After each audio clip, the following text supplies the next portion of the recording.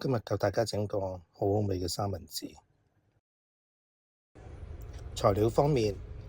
麵包糠適量，脫脂奶4湯匙，柚子茶2茶匙，低脂蛋黃醬5茶匙，香草適量，黑胡椒適量，牛油1小塊，方包1包，雞蛋2隻，水浸吞拿魚1罐，洋葱1個。洋葱切成粒，牛油放喺鑊裏頭煮溶去，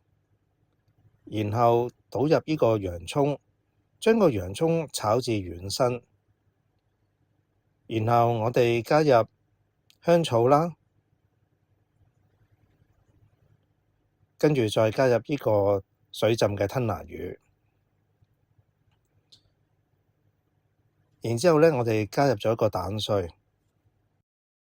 當所有材料攤凍咗之後，我哋就加入1茶匙嘅柚子茶醬，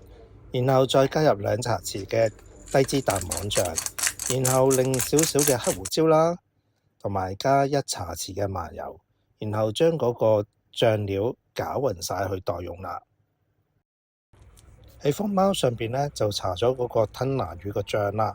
然後呢，我哋就冚上另一塊麵包，輕輕壓一壓去。然後我哋對斜角切成一個3角形，總共我哋要切去4件嘅。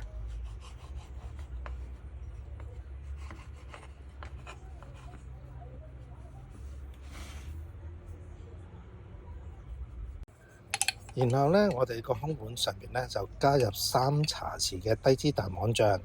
，1茶匙嘅柚子茶醬，